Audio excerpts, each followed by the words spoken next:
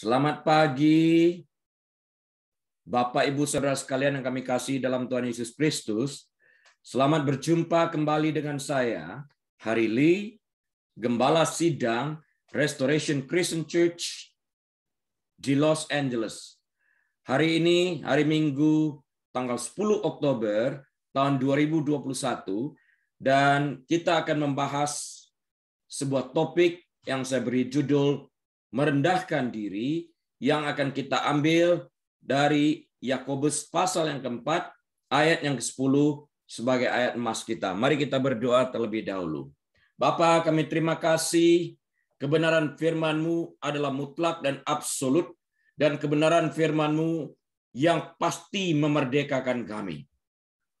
Terima kasih Tuhan Yesus, berbicaralah kepada kami dalam 45 menit ke depan ini, agar kami sungguh mengerti apa yang Kau inginkan di dalam kehidupan kami ini.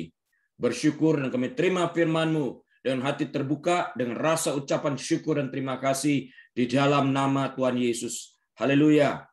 Amin. Baik Bapak, Ibu, Saudara sekalian, mari kita buka Alkitab kita kepada kitab Yakobus, pasal yang keempat, ayat yang ke-10. Yakobus pasal yang keempat, ayat yang ke-10 yang akan saya bacakan bagi kita sekalian. Rendahkanlah dirimu di hadapan Tuhan, dan Ia akan meninggikan kamu.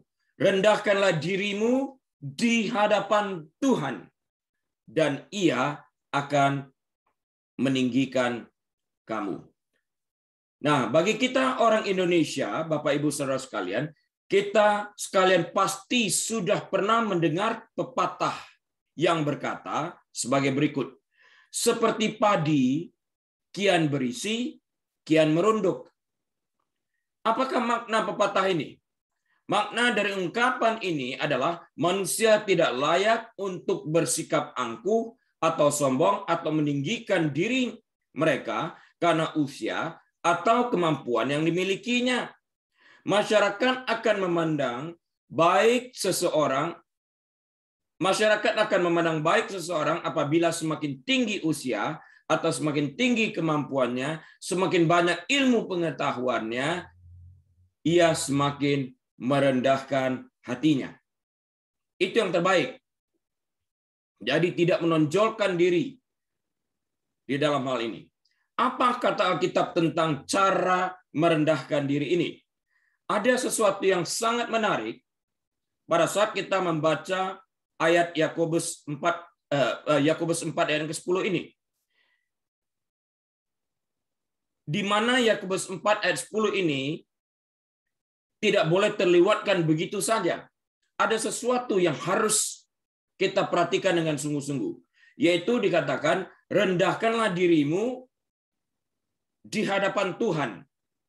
Karena Tuhan Maha Hadir, Dia omnipresence, maka kita harus senantiasa merendahkan diri dimanapun kita berada, karena Dia Maha Hadir. Dikatakan, rendahkanlah dirimu di hadapan Tuhan. Apakah pada waktu tertentu? Tidak. Setiap saat, karena Dia hadir setiap saat. Karena itu setiap saat kita harus merendahkan diri kita, karena Dia hadir di hadapan kita. Karena Tuhan Maha Hadir, maka kita harus senantiasa merendahkan diri kita dimanapun kita berada. Karena Tuhan melihat hati kita, maka segala sesuatu yang kita kerjakan terbaca dan diketahui oleh Tuhan itu sendiri. Basically, we are naked before Him. Sesungguhnya kita telanjang di hadapan Dia, tidak ada sesuatu pun yang dapat kita sembunyikan. Tuhan tidak dapat kita manipulasi dengan perilaku kita. Tuhan tidak dapat dimanipulasi dengan kepura-puraan kita. Tidak dapat sama sekali. Dia tahu. Sebelum kita berkata-kata, Dia sudah tahu apa yang tersirat di dalam hati kita itu. Karena itu perlu banget kita memeriksa apakah sesuatu perilaku kita atau ungkapan kita itu mendatang kemuliaan bagi Tuhan atau memancing orang untuk memuji kita agar nama kita yang ditinggikan dan bukan nama Tuhan. Penting kita selidiki hati kita agar di dalam melayani atau menampilkan diri kita, kita tetap berada dalam keadaan rendah hati. John Bunyan, seorang penulis dari buku The Pilgrim's Progress. Saya anjurkan untuk membaca buku itu, bagus banget. di bagian kedua dari bukunya, The Pilgrim's Progress, menggambarkan saat Kristiana dan teman-temannya harus turun ke lembah kehinaan, The Valley of Humiliation. Buku ini, by the way, buku kedua terbanyak yang dibaca setelah Alkitab. Alkitab terbanyak, ini buku kedua setelah Alkitab, The Pilgrim's Progress. Bunyan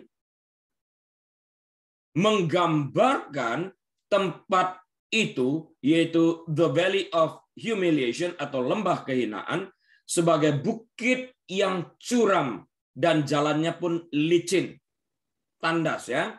Dengan kata lain, tidak pernah mudah untuk merendahkan diri.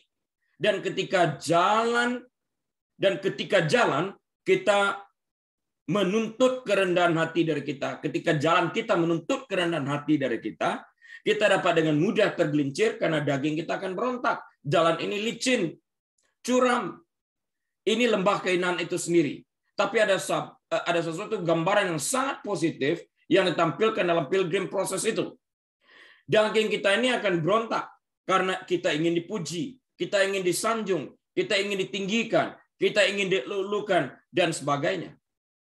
Alkitab secara jelas mengingatkan kepada kita sekalian, pada saat kita meninggikan diri kita, justru pada saat itu Allah merendahkan kita, dan sebaliknya pada saat kita merendahkan diri kita dengan sungguh-sungguh dengan segala ketulusan hati, Allah justru mengangkat kita ke tempat yang tinggi, ke tempat yang tidak pernah terduga sebelumnya.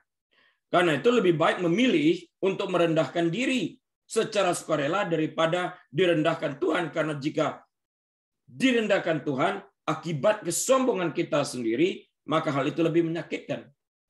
Perhatikan ya, lihat, Yesus yang adalah putra Allah tidak memandang kesetaraannya dengan Allah itu sebagai sesuatu yang harus dipertahankan, namun ia mengosongkan dirinya, mengambil rupa seorang manusia, bahkan menjadi lahir di kandang domba, menjadi seorang hamba, mati di tengah kedua penjahat. Bayangin, dia mengosongkan dirinya, mengambil rupa seorang manusia, menjadi seorang hamba, mati diapit oleh kedua penjahat.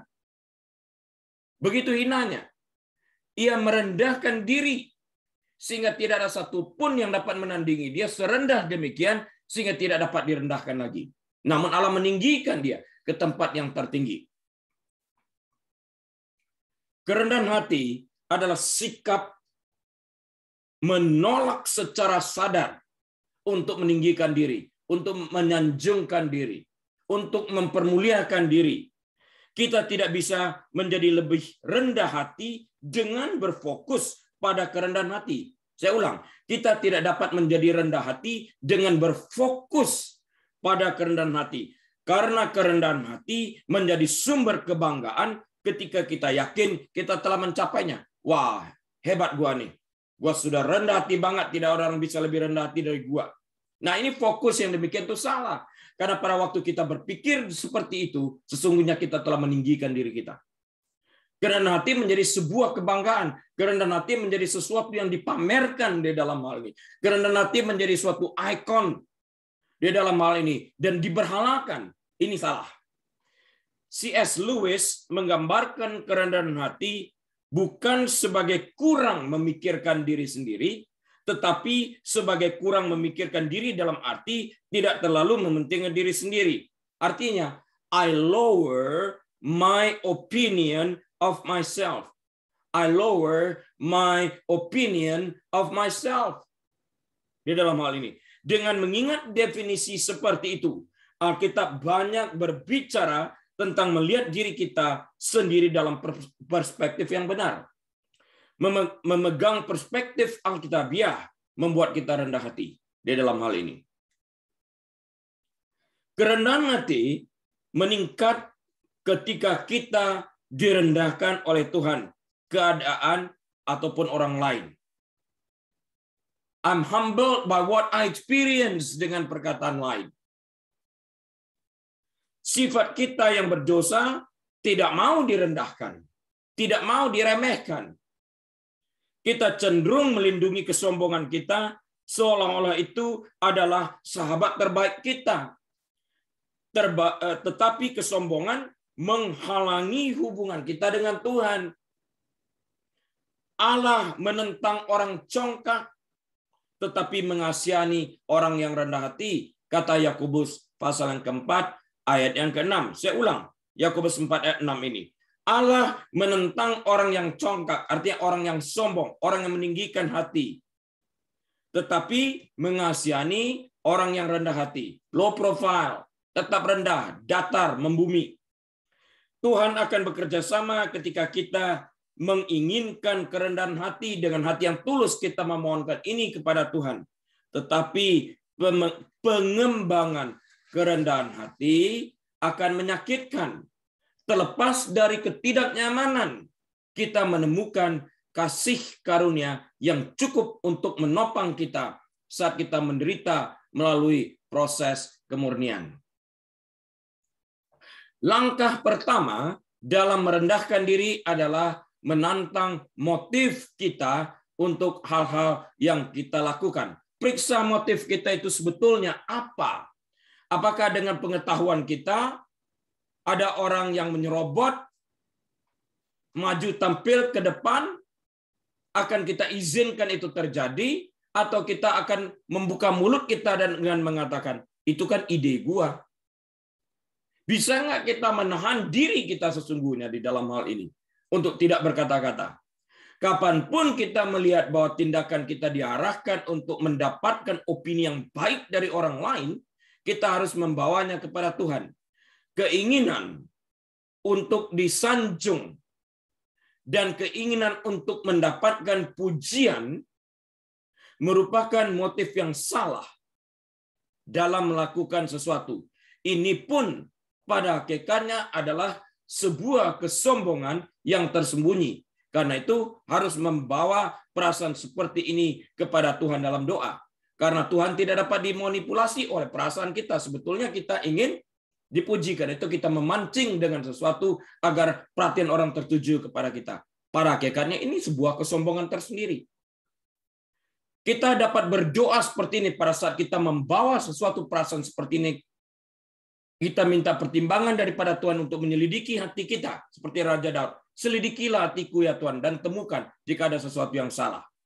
Kita dapat berdoa, Tuhan, Engkau melihat apa yang akan aku lakukan di sini. Apakah ini untuk kemuliaan-Mu atau untukku? Periksa hatiku, ya Tuhan. Apakah aku ingin memberikan pujian kepadamu atau menyimpannya untuk diriku sendiri? Jangan-jangan ada motif yang terselubung di dalam hal ini agar aku mendapatkan pujian, dan pujian-Mu aku curi, Tuhan. Harus kita doakan, harus kita selidiki. Motif apa yang terselubung di dalam hati kita harus kita kenali. Tidak selalu salah, Bapak Ibu Saudara sekalian, untuk ingin membuat kesan yang baik, karena kita harus memberikan yang terbaik. Nothing less than the best. Kalau di dalam pelayanan, kita harus memberi atau melayani yang terbaik, tidak boleh memberikan kurang baik. Karena orang itu hanyalah seorang miskin, atau orang itu orang yang pernah menyakitkan. Kita tidak pernah boleh memberikan sesuatu yang less than the best. Tidak pernah akan boleh terjadi. Tetapi ketika kita ingin membuat kesan yang baik berdasarkan kesenangan orang lain, agar orang lain memuji kita, kita mungkin memiliki masalah harga diri. Portret diri kita itu terganggu barangkali, karena ingin tampil ke depan di dalam hal ini. Kita dapat mengakui motif kita yang salah dan berkomitmen hanya untuk melakukan apa yang memuliakan Tuhan dan bukan kita. Akui itu di hadapan Tuhan dan mohon pertolongan daripada Roh Kudus untuk memberi kekuatan kepada kita agar kita dapat berani tampil beda dengan merendahkan diri kita. Izinkan orang lain yang mau melakukan itu, silahkan. Itu mungkin berarti menjauh dari media sosial untuk sementara waktu, menahan diri untuk tidak membual tentang promosi atau liburan terbaru kita, dan tidak berusaha untuk mendapatkan pujian dengan mempromosikan kehebatan kita. Pada saat yang sama, kita juga perlu memberikan pujian kepada orang lain yang layak mendapat pujian tersebut. Langkah lain dalam merendahkan diri adalah mengevaluasi respons kita ketika kita diremehkan. mengevaluasi respons kita ketika kita diabaikan atau kurang dihargai. Kita dapat mengakui kepada diri kita sendiri dan kepada Tuhan bahwa sengatan rasa mengasihani diri sendiri yang kita rasakan adalah kesombongan yang menuntut untuk membela diri. Kita tidak boleh menyerah kepada kehendak ingin membela diri karena daging kita merasa tersakiti. Tapi justru kita harus menerima kesempatan ini sebagai anugerah untuk belajar bagaimana menjadi seorang yang rendah hati. Inilah yang disebut sebagai the valley of humiliation. Lembah penghinaan itu sendiri. Karena di lembah inilah kita menikmati padang rumput itu bersama dengan Tuhan Yesus. Karena di tempat yang rendah inilah kita berjumpa dengan Tuhan Yesus itu sendiri yang adalah Allah namun merendahkan dirinya sedemikian rupa. Di tempat ini perjumpaan dengan Sang Juru Selamat kita. Di tempat ini perjumpaan kita di mana kita dibaringkan di tempat yang berumput hijau, air yang tenang. Allah hadir di sana terhadap orang-orang yang merendahkan hati mereka.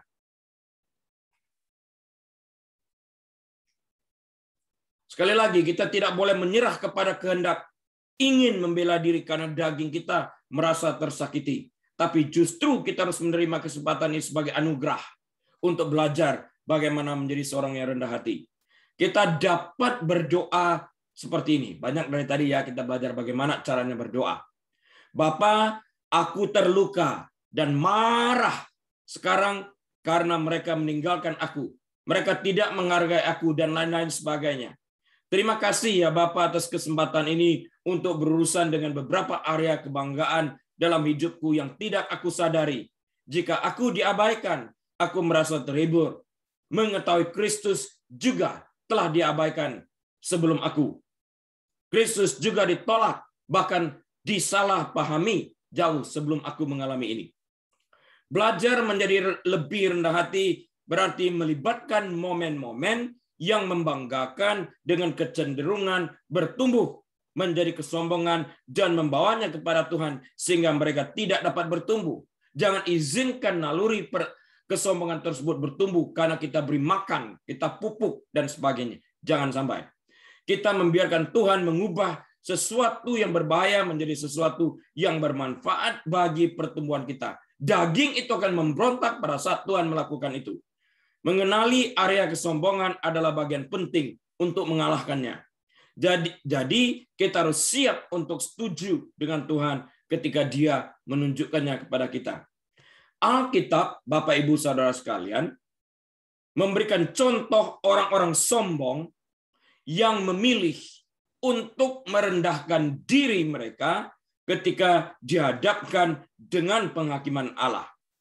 Raja Hizkia misalnya bergumul dengan kesombongannya, tetapi dia memilih untuk merendahkan dirinya sehingga murka Allah tidak menimpa Yehuda dan Yerusalem pada zaman Hizkia.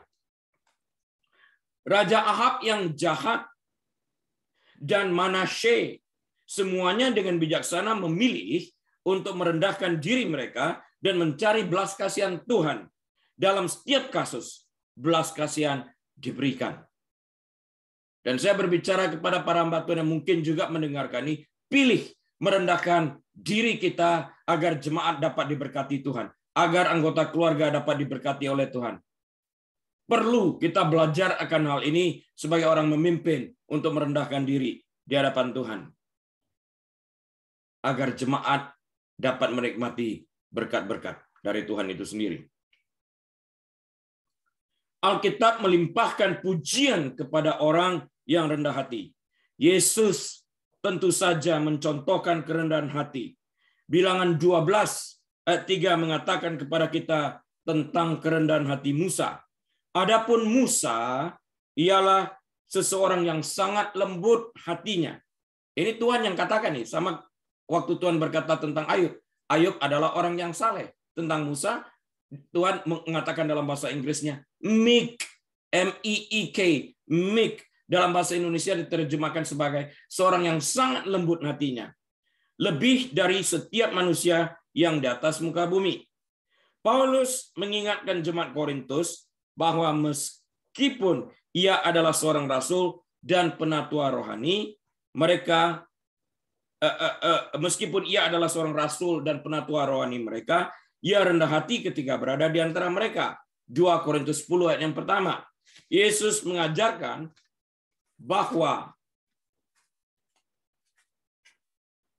mengajarkan bahwa mereka yang ingin menjadi besar harus menjadi yang paling rendah hati. Matius 23 ayat 12. Banyak tempat dalam kitab suci memerintahkan kita untuk merendahkan diri. Jika kita tidak merendahkan diri, Tuhan akan melakukannya. Dan itu bisa lebih menyakitkan bagi kita. Karena itu saya mengajak, pilih merendahkan hati kita sebelum direndahkan. Karena Tuhan mengatakan barang siapa meninggikan diri, direndahkan oleh Tuhan. Dia sendiri telah memberikan contoh bagaimana dia adalah Tuhan, merendahkan dirinya, bahkan sampai lahir di kandang domba dan mati di antara kedua penjahat. Rendah serendah-rendahnya. Tidak ada yang lebih rendah daripada itu, dari posisi yang demikian tinggi. Ketika kita menyerahkan diri kita kepada Tuhan, kepada kehendak Tuhan, tidak ada ruang untuk kesombongan, karena segala sesuatu telah dibikin semikian rupa rendahnya sehingga tidak lagi orang lain dapat merendahkan kita. Dengan demikian tidak ada ruang gerak bagi kesombongan. Dia mungkin meminta kita untuk melakukan beberapa hal yang merendahkan. Tuhan mungkin meminta itu dari kita, tetapi itu demi kebaikan kita sendiri. Kita bekerja sama dengan Tuhan dalam prosesnya dengan mencari pekerjaan yang tidak terlihat oleh orang banyak. Bekerja di belakang layar, membantu ketika tidak ada orang lain yang melakukannya, dan mengingatkan diri kita sendiri bahwa upah kita besar di surga, seperti yang tertulis dalam kitab Injil Matius pasal yang ke-6 ayat yang ke-4. Tuhan mencatat segala sesuatu yang tersembunyi itu. Berapa banyak yang terjadi di dalam sebuah kekayaan besar, di mana orang tidak pernah memberitakan orang yang melakukan persiapan, membersihkan lantai, membersihkan WC, mempersiapkan alat musik, latihan, membersihkan bangku-bangku, dan sebagainya. Mereka ini hero bagi saya. Mereka ini pahlawan-pahlawan yang bekerja dari pagi sebelum segala sesuatu terjadi. Mereka sudah ada di sana. Pendoa-pendoa syafaat. Mereka adalah pahlawan-pahlawan semua yang tidak terlihat. Namun tidak pernah disebutkan. Jika kita tidak merendahkan diri, Tuhan akan melakukannya. Dan itu bisa lebih menyakitkan, karena itu lebih baik kita memilih untuk merendahkan diri kita. Mereka yang pandangannya tertuju dan melekat pada keabadian surgawi untuk mendatangkan kemuliaan semata-mata bagi Tuhan, merasa lebih mudah untuk merangkul kerendahan hati di bumi ini. Karena contohnya sudah ada, yaitu Tuhan Yesus Kristus. Saat kita belajar untuk lebih rendah hati, kita menemukan bahwa tempat bagi orang yang rendah hati adalah tempat yang terindah. Karena dengan kerendahan hati, kita tidak perlu khawatir lagi untuk jatuh dalam kesombongan. Dan kita pun akan menjadi kesukaan Tuhan dan kesukaan banyak orang. Cobalah perhatikan, kalau orang yang serba mau meninggikan diri akan dijauhi orang. Apalagi Tuhan akan merendahkan dia. Untuk melanjutkan The Pilgrim's Progress yang ditulis oleh John Bunyan ini tadi, begitu Kristiana dan teman-temannya turun ke lembah penghinaan ini, The Valley of Humiliation, mereka menemukan lembah penghinaan, yaitu The Valley of Humiliation itu sebagai tanah yang damai dan berlimpah. Kenapa damai? Karena tidak ada lebih rendah daripada itu lagi. Tidak ada orang yang dapat merendahkan kita. Bahayanya adalah menjadi sombong. Itu pun kalau kita sudah sanggup rendah sedemikian rupa, keinginan kita untuk meninggikan diri sudah tidak ada. Penulis menggambarkan, yaitu dari John Bunyan ini menggambarkan, lembah penghinaan ini adalah bagian yang terbaik dan paling berguna dari seluruh gambaran kehidupan yang ada pada saat seseorang sedang berada dalam lembah penghinaan ini, karena disinilah ia belajar arti kerendahan hati yang sesungguhnya. Ia belajar arti kerendahan hati yang sesungguhnya di tempat ini. Karena pada saat ia berada di lembah penghinaan ini, dagingnya akan berontak, dan naluri kesombongan akan berperang kuat melawan lembah penghinaan ini. Namun di sana Tuhan Yesus ada, di lembah penghinaan ini. Di sana ada padang rumput hijau, air hidup yang mengalir dengan leluasa ada di sana. Tempat pelatihan, di sana kita dilatih. Karena itulah Musa dikatakan orang yang paling lembut hatinya. Orang yang rendah hati banget. Ini adalah tanah yang gemuk sebetulnya. Dan banyak terdapat padang rumputnya. Lihatlah betapa hijaunya lembah itu. Juga betapa indahnya dengan bunga bakung seperti yang dikiaskan di dalam Kidung Agung pasal yang kedua dan pertama. Banyak pekerja yang hidup dalam kerendahan hati dan bekerja di ladang Tuhan tanpa ada penghargaan telah mendapatkan perkebunan yang bagus di lembah penghinaan ini. Nama mereka dan segala sesuatu yang mereka kerjakan tercatat di dalam hati Tuhan. Nama mereka tertuliskan di telapak tangan Tuhan. Sekalipun tidak mendapatkan penghargaan manusia. Tunggu saat engkau dijemput oleh malaikat pada hari H. Engkau melihat bagaimana Tuhan bersukacita bersama engkau. Karena di lembah ini mereka dilatih, ditempa, dan dibentuk agar menjadi mirip dengan Kristus yang sangat merendahkan dirinya itu. Kristus yang lemah lembut, lembah penghinaan ini, this valley of humiliation, adalah tanah yang subur, yang perlu digarap agar dapat menghasilkan buah kerendahan hati itu. Apa artinya merendahkan diri di bawah tangan Tuhan yang kuat, seperti yang tertulis dalam 1 Petrus 5 ayat 6. Mari terlebih dahulu kita baca 1 Petrus pasal yang kelima, ayat 5 dan yang ke-6. 1 Petrus 5 ayat 5 dan 6. Saya bacakan bagi kita sekalian. Petrus berbicara kepada orang-orang Kristen yang lebih muda, yang bukan pemimpin gereja, dan kemungkinan besar kurang dewasa dalam perjalanan iman mereka. Dia, Yesus Rasul Petrus, mendesak mereka untuk mempraktekkan kerendahan hati dalam semua hubungan mereka dengan yang lebih tua, orang percaya lainnya, dan dengan Tuhan khususnya. Ayat yang kelima, demikianlah juga kamu, hai orang-orang muda, tunduklah kepada orang-orang yang tua. Dan kamu semua, rendahkanlah dirimu seorang terhadap yang lain. Sebab ini alasannya kenapa Allah menentang orang yang congkak, orang yang sombong, orang yang tinggi hati, tetapi mengasihani orang yang rendah hati. Karena itu, rendahkanlah dirimu di bawah tangan Tuhan yang kuat. Ini konklusinya. Oleh karena itu, rendahkanlah dirimu di bawah tangan Tuhan yang kuat, supaya kamu ditinggikan pada waktunya. Rewardnya kamu ditinggikan. Jadi setelah ayat 5, 6 tadi, ayat 5 tadi berbicara, ayat 6-nya memberikan konklusinya, rendahkan dirimu di bawah tangan Tuhan yang kuat. Karena kalau tidak, kita direndahkan. Dia mempunyai kuasa yang luar biasa. Merendahkan diri di bawah tangan Tuhan yang perkasa adalah sebuah ekspresi yang menuntut penyerahan dalam semangat kerendahan hati pada Tuhan yang berdaulat dalam hidup kita. Kita memilih dengan sukacita, kita memilih dengan kesadaran, kita memilih dengan menggunakan free will kita untuk tunduk kepada Tuhan, merendahkan diri kita dengan mengakui keberdaulatan Tuhan itu sendiri. Itu berarti mempercayai Tuhan dan menerima kehendaknya. Tidak peduli kesulitan apapun yang diizinkan terjadi di dalam kehidupan kita. Taat melakukan apa yang Dia minta daripada kita. Itulah penaklukan diri. Itulah caranya kita merendahkan diri di hadapan Tuhan. Selanjutnya Petrus berkata, serahkanlah segala kekhawatiranmu kepadanya. Ayat 7-nya.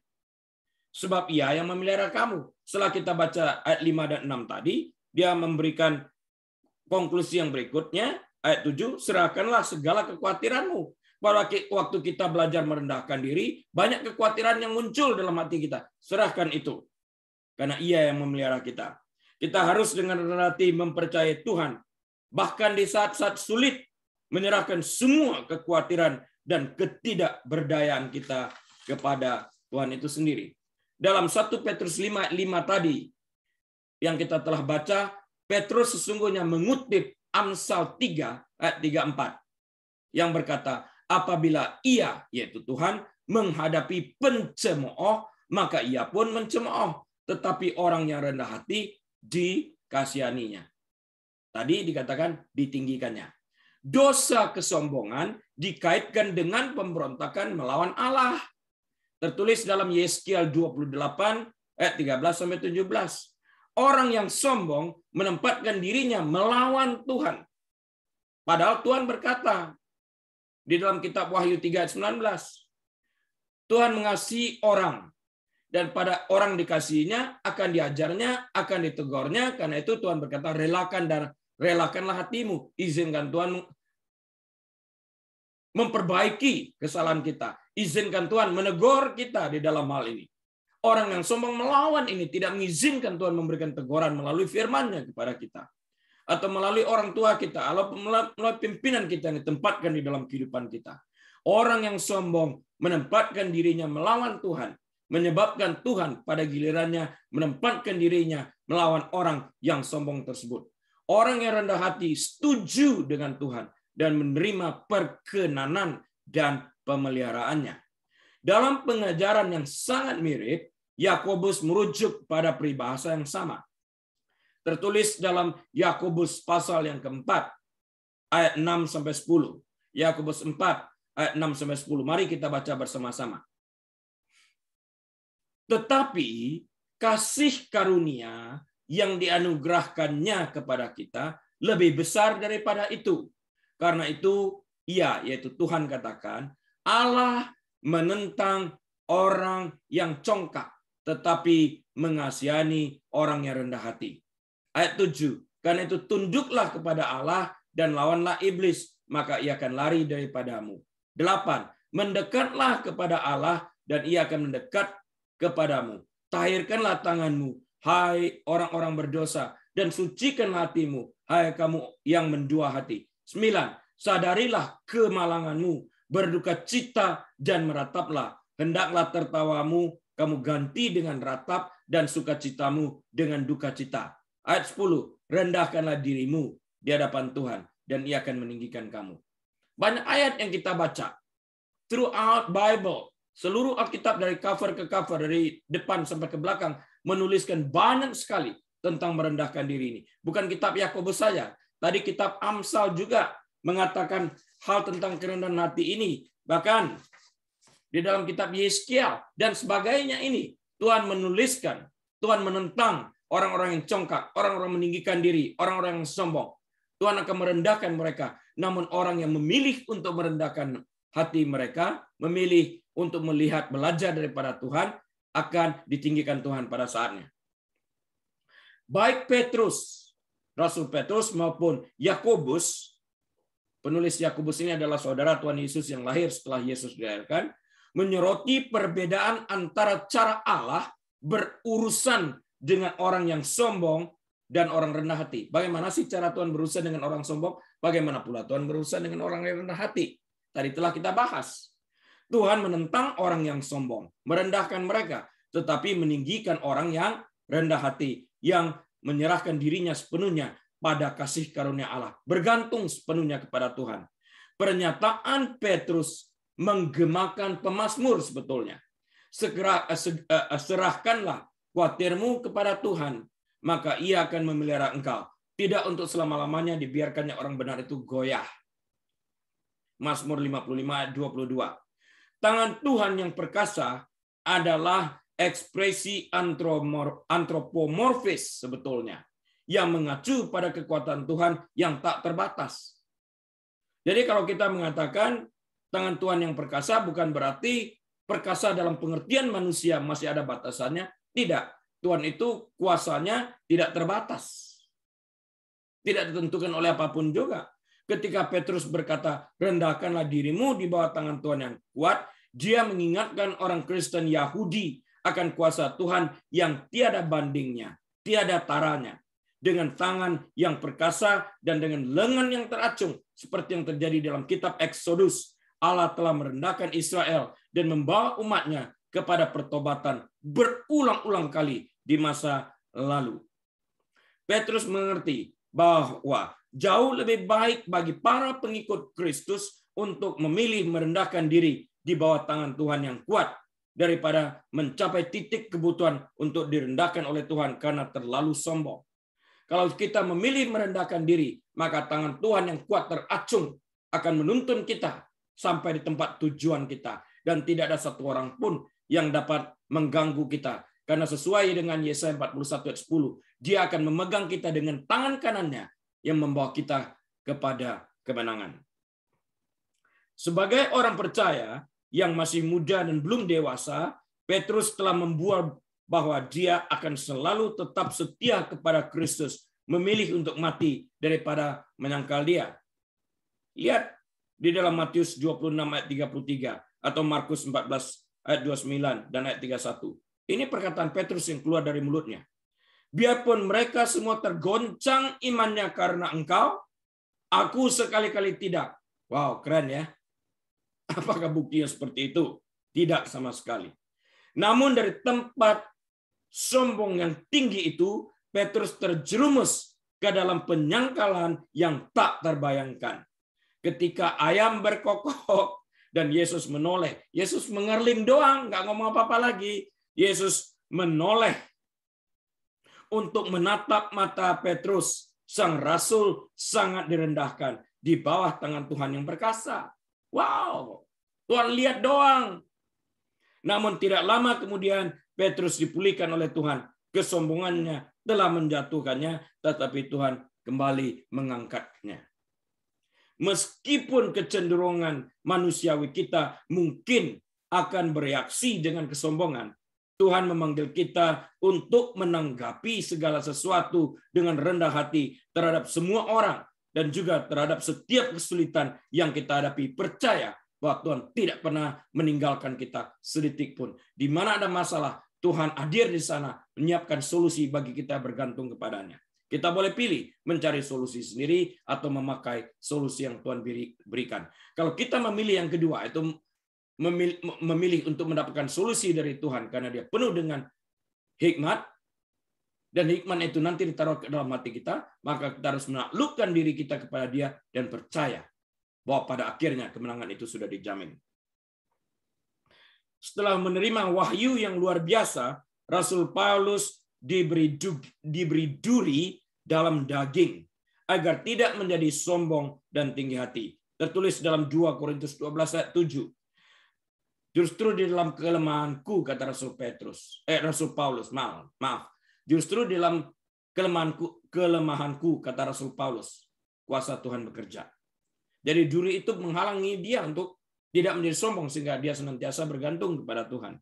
Petrus mengakui prinsip yang sama bahwa Allah sering membiarkan masalah dan kesulitan membuat kita tetap rendah hati dan bergantung padanya. Jadi pada waktu kita mengalami kesulitan, jangan buru-buru mengatakan Tuhan singkirkan kesulitan ini. Itu adalah cara Tuhan mengajar kita dengan lengan yang teracung kuat, membentuk kita menjadi pribadi yang kuat agar kita tetap rendah hati dan bergantung kepada Tuhan. Merendahkan diri di bawah tangan Tuhan yang kuat berarti percaya pada kuasa Tuhan, mengakui bahwa kekuatan kita berasal dari Dia dan bukan dari diri kita sendiri. Itu berarti kita menerima sepenuhnya kuasa dan kekuatan Tuhan yang berdaulat penuh di dalam kehidupan kita ini. Tunduk kepada para penatua kita dan bertindak dengan rendah hati terhadap saudara-saudari kita dalam tubuh Kristus. Kita harus memilih bagaimana kita akan menanggapi kesulitan. Kita bisa resah dan kecewa di bawah tangan Tuhan yang perkasa, atau kita bisa menerima ujian yang Tuhan kirimkan dengan hati terbuka, sehingga pada saat kita telah lulus dan keluar dari ujian tersebut, kita menjadi orang yang keluar seperti emas dimurnikan dari api. Kita dapat mempercayai kesetiaan Tuhan karena kita mengetahui tangan yang kuat mampu untuk membebaskan kita. Lihat Sadrak, Mesak, dan Abednego. Kita dapat menyerahkan kekhawatiran kita kepadanya, mengetahui bahwa Dia akan menjaga kita. Tuhan akan memberi kita kasih karunia yang kita butuhkan untuk bertahan sehingga kuasanya menjadi sempurna dalam kelemahan kita. 2 Korintus 12 ayat 9. Dan Dia, Tuhan, akan mengangkat kita pada waktu yang tepat. Apa artinya sih merendahkan diri di hadapan Tuhan yang dikatakan dalam Yakobus 4 ayat 10 tadi? Alkitab banyak berbicara tentang kerendahan hati. Allah memanggil semua orang untuk merendahkan diri. Nabi Sefanya menyimpulkannya dengan baik. Carilah Tuhan. Hai semua orang yang rendah hati di negeri. Dia berbicara kepada semua orang yang rendah hati di dalam negeri itu. Yang melakukan hukumnya. Carilah keadilan. Carilah kerendahan hati. Mungkin kamu akan terlindung pada hari kemurkaan Tuhan. Wow. Orang yang rendah hati ini akan dilindungi Tuhan rupanya. Kita harus mengejar kerendahan hati tersebut. Di lembah penghinaan ini, tempat Tuhan melatih kita. Kita bertemu dengan padang rumput hijau. Kita bertemu dengan Yesus itu. Itu tempat yang tinggi sebetulnya. Kita dilatih. Orang-orang percaya terutama diingatkan, rendahkanlah dirimu di hadapan Tuhan, dan Ia akan meninggikan kamu. Apa sih yang dapat dilakukan orang pada saat kita merendahkan diri? Itu tidak ada hukum yang menentangnya.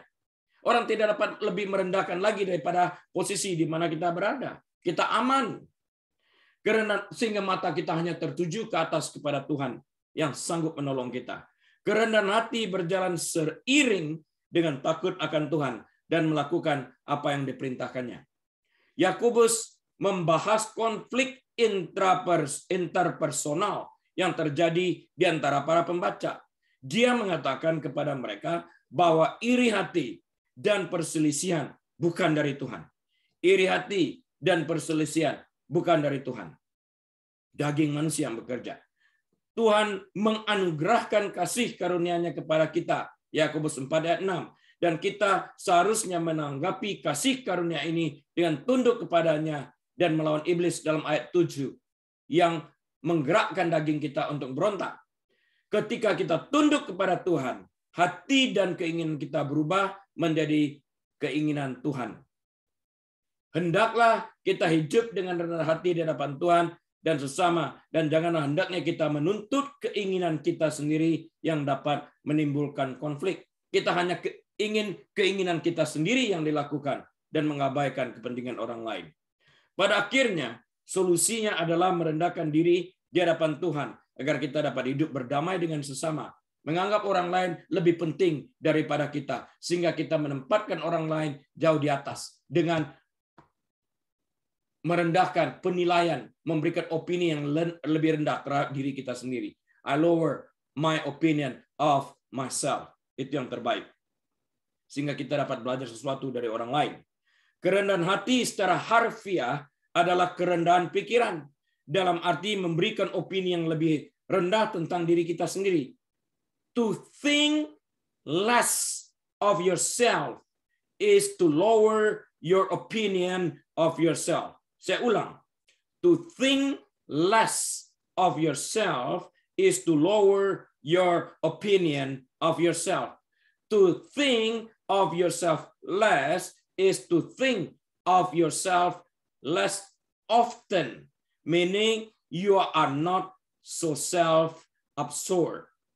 Jadi dalam bahasa Indonesianya kira-kira berarti begini. Kerendahan hati bukanlah kurang memikirkan diri kita sendiri, tetapi kurang memikirkan diri sendiri dalam arti memberikan opini yang lebih rendah tentang diri kita sendiri. Dengan demikian kita tidak mengangkat diri kita terlalu tinggi atau setinggi-tingginya menjadi tinggi hati atau sombong.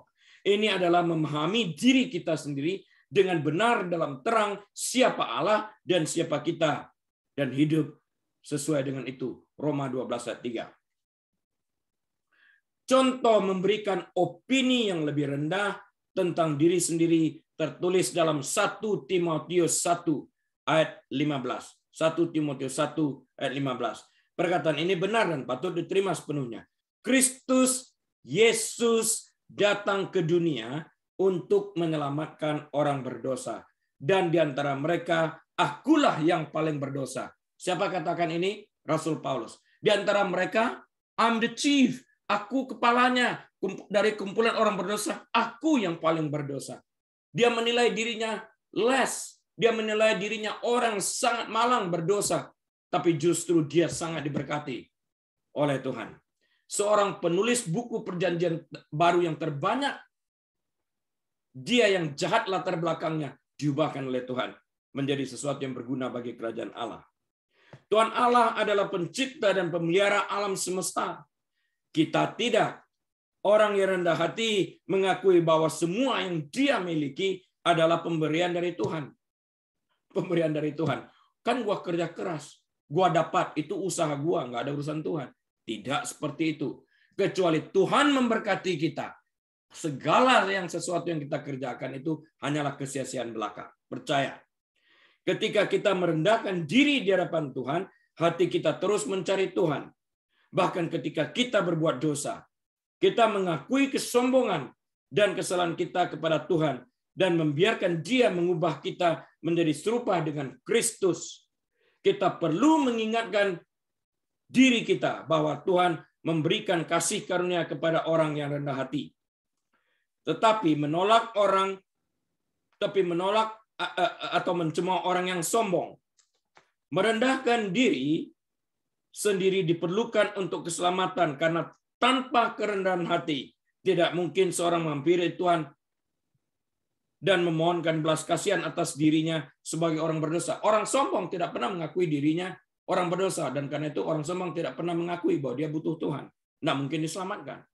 Amsal 22 ayat 4 mengatakan kepada kita bahwa ganjaran kerendahan hati dan takut akan Tuhan adalah kekayaan, kehormatan, dan kehidupan. Dalam merendahkan diri kita itu, kita menemukan kehidupan di dalam Kristus. Karena kita butuh Tuhan. Yesus menegaskan kembali kebutuhan dan kerendahan hati ini dalam sabda bahagia. Dalam Matius 5, ayat yang ketiga. Dia mengatakan, berbahagialah orang yang miskin di hadapan Allah, karena merekalah yang mempunyai kerajaan sorga.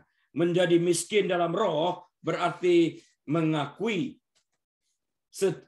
bahwa seseorang kosong secara rohani dan tidak dapat menyenangkan Allah selain daripada pengorbanan Kristus. Kita akui kita miskin dalam rohani kita butuh Tuhan untuk diisi, dipenuhi secara rohani.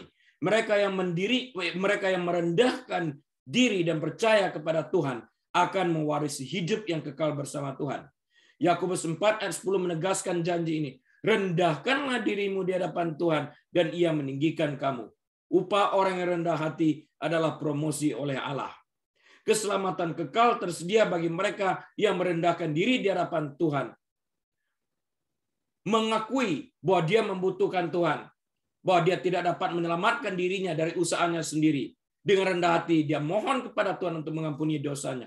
Dan begitu pula kehidupan yang dipenuhi harapan di bumi ini. Harapan itu timbul karena kita pasrah kepada Tuhan ini. Merendahkan diri di hadapan Tuhan membutuhkan sikap hati yang lemah lembut seperti Musa tadi. Orang yang rendah hati menghindari kerendahan hati yang palsu, pura-pura supaya dipuji orang. Ini kesombongan. Dan dia tidak tertarik pada penampilan. Orang yang rendah hati tidak tertarik pada penampilan. Karena apa yang kita miliki, branded items dan semuanya tidak menjadikan kita siapa kita. Itu bukan gambar diri yang benar. Itu adalah suatu penyesatan. Adalah suatu hal untuk menunjukkan kerendahan hati, tetapi kita tidak diperintahkan untuk tampil rendah hati di hadapan orang lain, tapi untuk merendahkan diri di hadapan Tuhan yang melihat kebenaran kondisi hati kita. Jika Tuhan menilai kerendahan hati kita itu benar, orang lain pun akan otomatis melihat. Jika kita mencoba memanipulasi Tuhan seakan-akan kita rendah hati pada kepalsuan, kepura-puraan, agar kita mendapatkan pujian dari orang, Tuhan akan merendahkan kita. Karena itu adalah kesombongan dalam arti yang sesungguhnya. Orang yang rendah hati juga berhati-hati untuk menjadi tipe orang yang digambarkan oleh pendeta Robert Burton yang mengatakan sebagai berikut. Listen, ini penting banget. Saya quote perkataan daripada pendeta Robert Burton yang mengatakan, they are proud in humility, proud that they are not proud. Saya ulang, bagus ini bahasa Inggrisnya. They are proud in humility, proud that they are not proud. Wow. Jika diterjemahkan ke dalam bahasa Indonesia akan berbunyi sebagai berikut. Mereka bangga dalam kerendahan hati. Bangga karena mereka tidak bangga. Sebetulnya bangga, gua nih rendah hati lo, hebat lo, gua bangga karena gua rendah hati. Itulah kesombongan itu. Mereka bangga dalam kerendahan hati, bangga karena mereka tidak bangga. Sesungguhnya mereka bangga karena mereka tidak bangga. Bangga karena mereka tidak bangga sebenarnya telah menunjukkan kebanggaan itu sendiri. Karena kerendahan hati bukanlah sesuatu yang dibanggakan. Pada saat kita sungguh-sungguh merenungkan perkataan, mereka bangga karena mereka tidak bangga. Bukankah ini sebuah kebanggaan tersendiri? Think about that. Proud that they are not proud is proud itself. Prideful. Dan ini sebenarnya adalah kesombongan itu sendiri. Sifat kesombongan yang berbahaya adalah bahwa ia dapat menyamar sebagai kerendahan hati dan menyusup ke dalam hati yang paling rendah. Wow, mata saya dibukakan pada waktu saya mempersiapkan ini, membaca quote daripada pendeta Robert Burton ini. Merendahkan dirimu di hadapan Tuhan bukan hanya sebuah perintah yang mempengaruhi hubungan kita dengan Tuhan. Itu juga mempengaruhi pilihan kita sehari-hari, karena Tuhan Maha Adil. Dalam kehidupan di dunia ini, kita harus mati bagi diri kita sendiri. Karena kita telah menerima Kristus, agar kita dapat hidup sebagai ciptaan baru dalam terang kasih karunia Allah. 2 Korintus 5 ayat 17 dan 18.